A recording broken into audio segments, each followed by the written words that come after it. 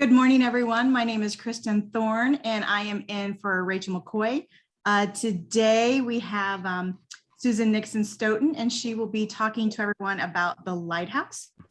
So Susan, take it away.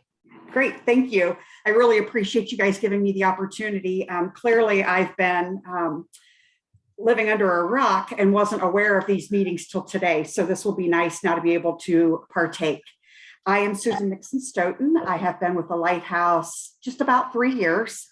Prior to that, I had worked at United Way and the American Red Cross. I want to share a few minutes, take a few minutes to share with you a little bit about what we have going on. Certainly October, my shade of purple today, it is Domestic Violence Awareness Month. So if you haven't had the opportunity to receive the emails from Family, Adult, and Children First or other areas that are sending them out for us, if you or your group of coworkers would be so kind as to wear purple one day, post it on your social media and tag the Lighthouse, we would certainly appreciate it. We're just trying to draw some awareness to domestic violence. To get started, I'll go ahead and have you slide down.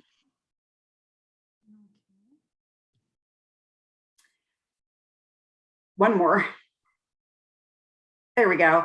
So one of the things that I think is pretty critical for people to understand is many people, when they think about the Lighthouse, they think about us being a shelter. And although that is something very important that we have, and we use that to provide safety and support and advocacy to help survivors of domestic violence heal, the busiest part of what we do is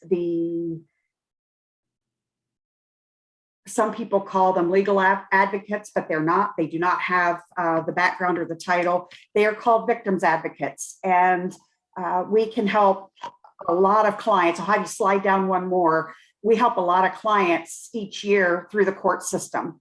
So we have a total of 12 employees right now, and we keep a shelter open 24 hours a day, 7 days a week. But the important part of what we do with these victims advocates, we have 3 assigned to municipal court and 1 to the Court of Common Pleas. They assist with various crimes, the biggest one being domestic violence, but it could be threats, it could be menacing, it could be stalking, child endangering, anything that fits within the Megan law. So what they do is the 3 advocates that work full-time, their offices literally are within the municipal court. So let's say last night somebody is arrested. We get copies of all those arrest records. Our office is right next door to the prosecutor's office. Anybody who was a victim of that crime, we contact immediately. And from that point moving forward, whether it's 1 court visit or it could be 5, it could go to a full trial, we work directly with that client. So they reach out immediately, let them know that they will be assisting them. And then they call and notify them of every court case the trial, anything that's going on. They're going to constantly get updates from the advocate.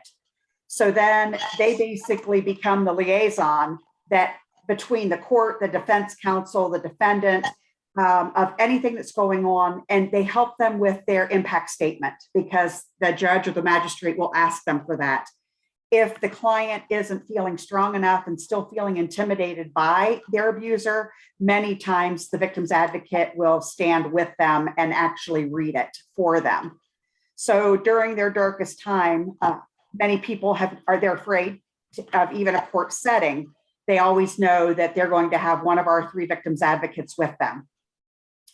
The victims advocate that we have on the Common Pleas side, she and I share an office, and basically it's those folks calling in that are trying to get some type of a protection order.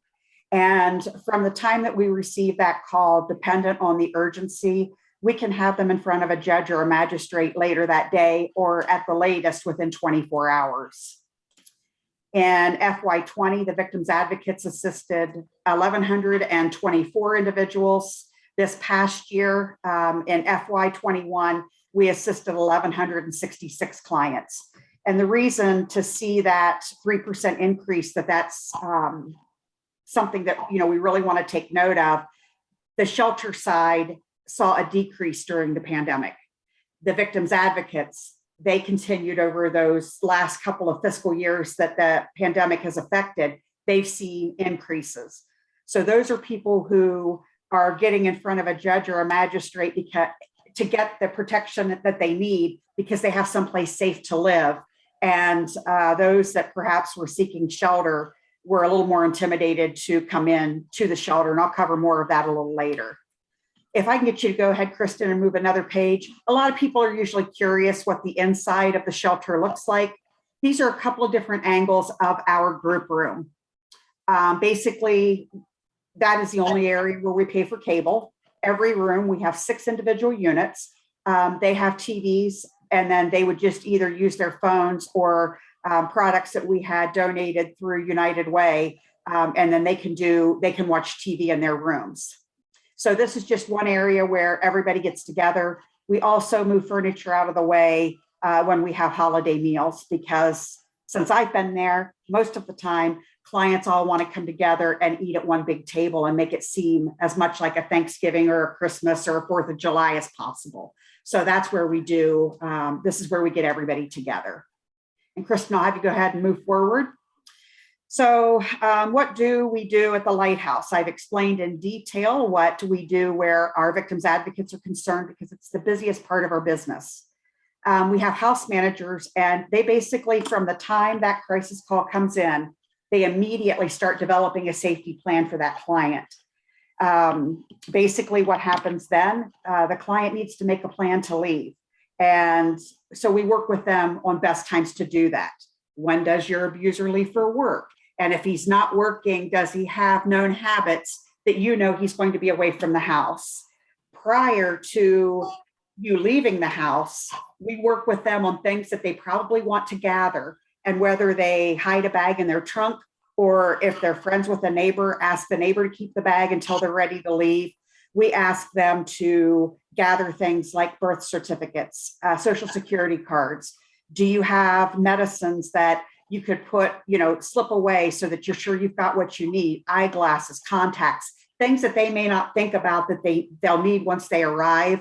We can help them do an awful lot once they get there. But if it's things like a social security card and birth certificates, it delays a little bit till we can get copies of those. It delays them possibly being able to apply for financial assistance. So we really try to work with them to get that go bag ready so that they have what they need before they leave the house. And basically from that call forward, we really try to work with the client once they arrive at the shelter to shift them from feeling like they're powerless to the pride that they need to feel because they had the guts to take that step and move on. Most of the time, we're extremely successful. We don't have transitional housing, so we work with them to get them into a place. Occasionally, we will have clients that will go back to their abuser. On average, statistics show it usually takes 7 times before the client has enough. They've had it, basically.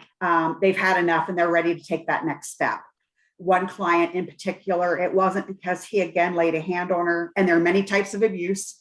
It could be financial, where they are controlling the money. It could be that they have gotten them hooked on drugs, and that way there are many crimes that they can do to those clients, whether it's sexual in nature or abusing them physically. Believe it or not, another thing that abusers will do is keep their loved one, and that's a horrible thing to use, but that's kind of how the whole relationship came together, from doing things that they've always done. They can't go visit their families. They can no longer go to church. So again, it's trying to explain to people that that's abuse. So we shift the clients from feeling powerless to actually giving them that pride and reminding them of how proud they should be for the steps that they've taken. Once they arrive, we have a full-time case manager, and Jess basically works with aligning those clients with those resources that are available out in the community. I love to refer to Jeanette's group at 211 as the pulse of Fairfield County. If ever we need guiding forces and where to go to get something done, we know we can always reach out to her. But Jess has been around. She's been with us for about 9 years, and she does a great job of getting people into permanent housing. helping them apply whether they are eligible for Social Security or benefits that they can be receiving from Job and Family Services. So she really does a lot to try to make sure that we put those clients in a place where they can make it on their own and be successful. We refer our clients to counselors that are outside of our scope of business. Sadly, because of finances, we had to let the counseling department go back in November of 2018. The shelter has struggled financially, is continuing to. We this year have lost about $150,000 in funding, well advertised on the news, the Victims of Crime Act, or VOCA, that you've heard everybody talk about.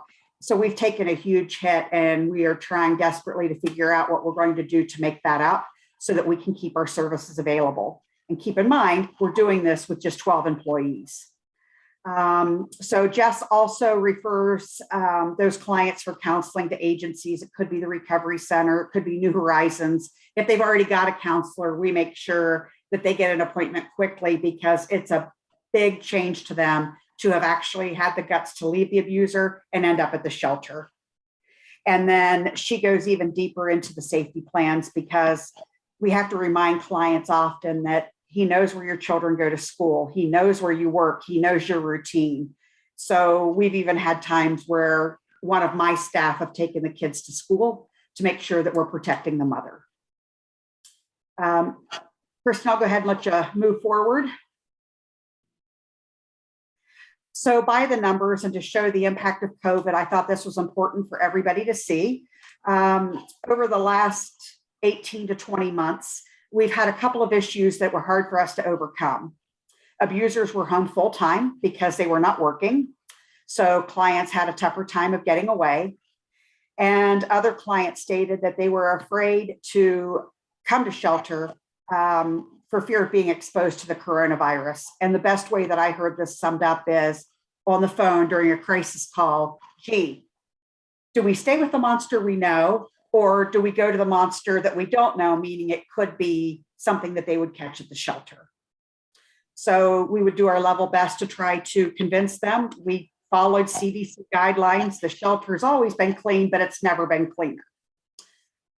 So just to show you in comparison, the FY21, we sheltered nights of service, 2,630 nights, as compared to FY20 and FY19, which are off to the right.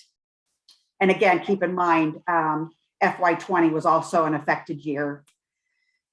We helped 70 clients within, and remember the number I gave you, 1166, or the number of people we helped through the court. The 70 clients were those that stayed in the shelter during FY21. And we managed 202 crisis calls, as opposed to what you see in 19 and 20. So we definitely had and felt the impact of the coronavirus. I'll go ahead and have you move down a page. So we have many ways that people thank us. To your left, we do whiteboards. Sometimes clients get to know each other and they leave messages on people's doors. So this was, hello, ladies. I just want to thank you, each one of you, for being so nice to me and my daughter. It has been such a blessing, and to be at peace. I'm very thankful I came here and realized, what does it say? I'm worth more. I'm worth more, and so is my daughter. So she had moved out, and that was something we found that she left for us after she moved. The letter on the right is literally from a male client that we helped. Domestic violence does affect men. They're just less likely to talk about it. Usually it's 1 in 7 men, and it's 1 in 4 women. Since I've been at the shelter, we have sheltered 2 men, and they basically were only with us long enough until a ride could come and get them from a family member that lived outside of the area. They normally won't even look you in the eye, because most men feel like this should never have happened to them. In Robert's case, he was helped through our victim advocacy program. because a neighbor called and stated that she could hear the wife and she could tell that the wife was hurting the husband. He was a guy that kept a journal. So when he went into court, he was literally able to show the judge that he had never intended to seek legal action against her. In his opinion, he had married her and he had to deal with this, I guess, like what many women think, that you said I do, so now you have to deal with this. And once the judge looked at the journal that he had kept and had realized that pretty much throughout their entire marriage, he had been dealing with this abuse. Certainly, not only did he end up getting a divorce, but he was granted a protection order from his abuser. So he tells me that once we get back into being able to do presentations live and in person, that he would like to come along with me. And as he put in his letter, I think he said something about shout from the rooftops, that this does happen to men and men do have a way out.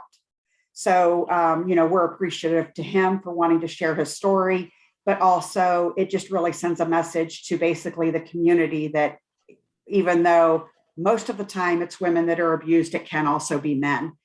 And I want to mention that because we have 6 individual units at the shelter, that's how we're able to shelter men. There are some shelters in the state of Ohio and throughout the country that they're open group rooms with beds, and they aren't able to assist like we are.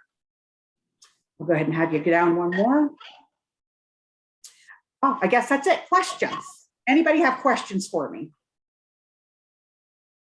And I know it's like a real upbeat topic to talk about at 10 o'clock in the morning, but it's important to let people know, especially during Domestic Violence Awareness Month, that, it happens, you may know someone, and that there's help there. And the important thing to know is everything that we do, there is no charge.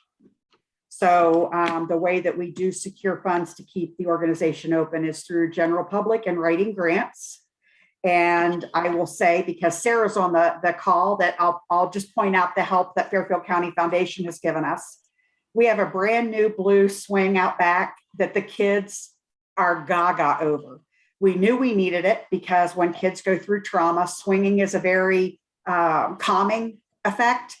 We never knew the traffic that swing would create because we've had nice weather. The kids are still out back and they're still going to town using that. Fairfield County Foundation purchased new glass front refrigerators and freezers for us, so clients don't have to stand there with the door open to figure out what they need. Each room has new tables and chairs. We were trying desperately since I arrived to get rid of wood because bed bugs like wood, and Mama doesn't want to bring them home. I don't want my staff to take them home. And I'm going to hit some wood right now. Since I had the entire house treated a couple of months after I started, and we continue to have each room treated after a client has moved out, we have not had a sighting in almost 2 years. But, we've done a lot. Fairfield County Foundation also took care of new bunk beds, and they're all metal. So it's been a blessing to know that we do our part. And we had the fire inspector in this week. We passed, and he asked me, he goes, well, there's no signs. You don't even deal with mice, do you? And I said, knock on wood, but we have Dave Moore come, and he just does a great job making sure that the building is kept rodent and bug free. And anybody that knows me knows I would freak out if we ended up with any of that and there was a chance I could bring it home. Karen, you have a question? Yes, I do. Okay. Good morning, everyone. Thank you, first of all, for what you do, because I know it's much needed. When the people leave the facility, what other resources is available for them? Do they reach out to different things, or how does that work? And then also, what has been your youngest person that's been in your shelter? Well, I'm happy to tell you that our youngest person that has been in the shelter was when so we take them young. I'm not happy to say this happened, but we got a call in the middle of the night about 18 months ago. And it was from a hospital 3 counties away. And her abuser was so bold, he was abusing her while she was in the hospital in labor. Wow. So she had just had a C-section, God love her, and they put her in a car and she had to bounce across 3 counties to get to us in the middle of the night. But we had her 3-day-old baby. Wow. And so she and the baby came. We've also had a mom that delivered, she was at the shelter and she delivered the baby while she was there. And that was right at the beginning of the pandemic. And she had other medical issues going on and needed to get to Ohio State. So we got her up there and she became eligible for a beautiful home so family and friends had her other 2 children. She was at Ohio State. I went and picked up her lease, went to Ohio State, sat at her bedside, read through it, got her to sign it. And 2 of my staff and I moved her and had her all set up. So when we brought her home back to Lancaster, she went right into her home. And it was right at the beginning of the pandemic when we didn't know what is. We were afraid to bring a brand new baby back to the shelter. So that's why we did what we did to get her into that house. So I hope that answers your question. That's how young Yes. is. Yes. And I will tell you, my staff loves babies. So the younger, we love them. So, and then to answer your question about resources, we take them over to the furniture bank in Stoutsville and we make sure that they're set up with what they need. We make sure that we have applied with them. Jess literally sits at the computer with them, whether it's financial assistance through Job and Family Services, whether it's applying because they are eligible. We even had a client come in and she was a trafficked client. And she came in and her aunt at a young age had her Social Security directed to the aunt, even though the aunt had nothing to do with her. We were able to reach out to Social Security and we were able to get her Social Security redirected back to the client. She was deaf, but boy, she could read lips like you wouldn't believe. And I have never seen somebody more grateful in my life. And to show you other little things that we do, on the day she was getting ready to leave, I asked her, I said, now I think we have everything done for you. And she was going to a long-term treatment center so she could break the cycle of the trafficking. And she pointed down to her wrist. And until that day, and she'd been with us over a month, until that day, I had never seen that tattoo. And her abuser had a barcode on her wrist, and it said that she was property of in his name. So I reached out to a tattoo artist, and keep in mind, she was leaving the next morning. He was closed that day, but he came in, and she had already written several chapters of what she hopes to someday publish as a book. And that tattoo artist turned that into a book. Wow. And every time I saw her the rest of that day, she was literally rubbing her wrist and smiling. And for me personally, probably the most impactful moment that I've had. And then literally Jess and I sat with her while she was at the tattoo parlor and he was doing the work. So we have lots of happy times at the shelter, but sometimes it's very, very sad. Yeah, I can imagine. Thank you again for what you do. And I know it's difficult. So I'll probably be reaching out to you a little bit later. But that's great. Thank you. Susan, there's a few questions in the chat. Lisa, okay. Does the person have to have an open court case to be able to come to the shelter? No, not at all. So the open court cases are mainly what affect my municipal court advocates. But if they come to the shelter, so if somebody was abused last night and their abuser is in jail, they're technically not in immediate danger, which is the crisis or the fine line that we walk for bringing people in. But he is arraigned usually the next day. If we find out that's his first offense and he's going to be released, we'll make sure that she's in before he ever gets home again. As far as an open court case, if a client staying with us says that they want a protection order, we will advise them, depending on what type of abuse it is, and if he's going to chase her all over town and she has reason to have to leave the shelter a lot, we'll file for it. but she can get an immediate temporary protection order, but then he's notified that she's done that. Then there's another court hearing. At that point in time, it becomes pretty obvious she's staying at the Lighthouse. Our job is to protect her. So many times we may not jump the gun and go do that right away, because if he doesn't know where she is, we don't want to give him any clues as to where she is, especially if her plan is to try to leave town. So we walk a fine line trying to work with them to find out, what do you want your next step to be before we hurry and go get her a protection order. Right. The second question was, what is the youngest age a facility accepts, and how long can someone stay at the shelter? Is it case by case? So yes, it is case by case. We are considered a 30-day emergency shelter, but we've had a client there as long as 4 months. And that was because she had disabilities that were going to enable her to go to to get a particular apartment.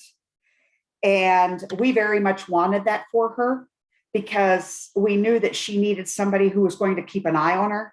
So until that opened up, we kept she and her daughter, because we knew she was next on the list and we knew somebody was moving. We kept them. We don't want to put somebody out when we know they need somebody to keep an eye on them. It might have been just as easy for Jess to get her an apartment anywhere, but we knew she needed somebody who was going to monitor her for the safety of herself and her children. So we kept her. And then as far as youngest, if they mean, so we couldn't have a 17-year-old call and come into shelter by themselves. But if somebody's 18 and they're living on their own, then we can.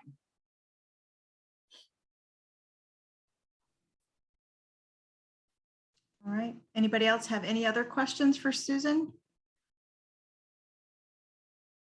Great information, Susan. Thank you for Lisa mentioned, as a victim who wants help leaving her abuser with her kids, contact 211 to get help. They can call the shelter. We have a 24-hour-a-day crisis line, 740-687-4423. And basically at that point in time, they will go through a crisis call and then, determine their eligibility. And then what happens at that point is they will, somebody can come in like immediately. So we've had Fairfield Medical Center call us before, and we've had a hospital from the east side of Columbus literally drive a client down because they live in Fairfield County. So everybody's case is different. Once you make that crisis call, you have 24 hours to come in. If you don't, you just have to call, and we pull the crisis call and make sure nothing's changed and everything's okay. And that might be because they can't get away from the abuser to come, or they've had a parent or a relative call and say, look, we don't want you to go to shelter, come stay with us. The only thing we advise the client or the potential client about is, look, if they come to stay with you, your abuser knows your relatives. And at that point in time, they run the risk that if he truly is a violent person, he could hurt the relatives too. Susan, did you share by chance, if I missed it, your contact information? I know there were several people who would like to reach out to you. Do you mind sharing that so they could take that down? Sure. So my email is really long. It's snixon, Nixon, -Stoughton, STOUGHTON